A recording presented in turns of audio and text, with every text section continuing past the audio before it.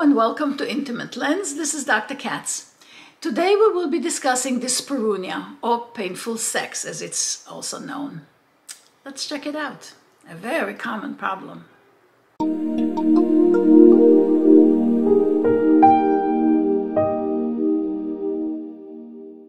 Common condition.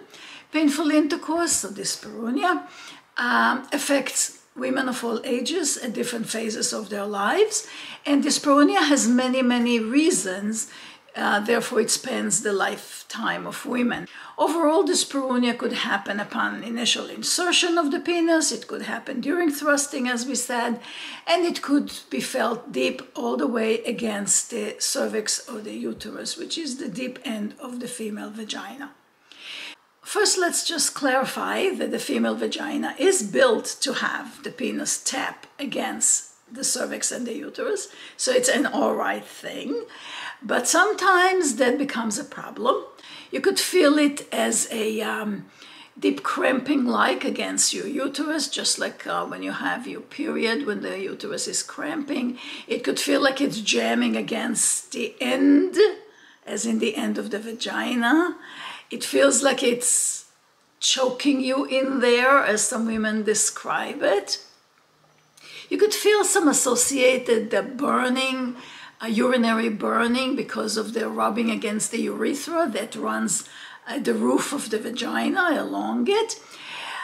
It could also cause or bring with it or be caused by emotional distress that causes the whole woman and specifically her vagina to sort of tighten up and resist the act.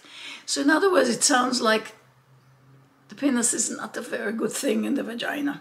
But of course, it has to be sorted out in order to resolve it, because intercourse should not be painful at all. If you have vaginal infection or sexually transmitted infections, then obviously they have to be attended to so it won't hurt. If you have endometriosis, it has to be attended to and identified.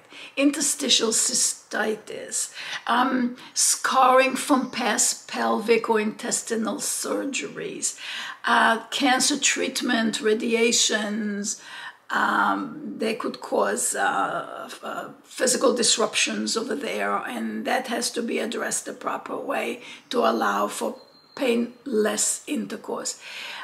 If you have a tight episiotomy after childbirth, that could cause dyspareunia upon insertion.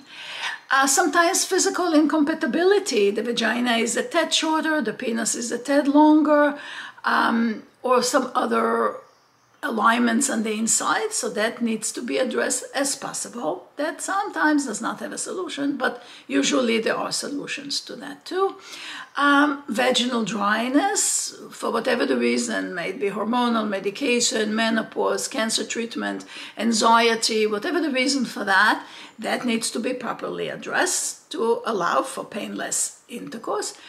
And always unwanted or forced sexual activity, those definitely will be problematic. The woman will clench inside, will clench outside, her mind will clench. It's not going to be a pleasant event and definitely will be painful.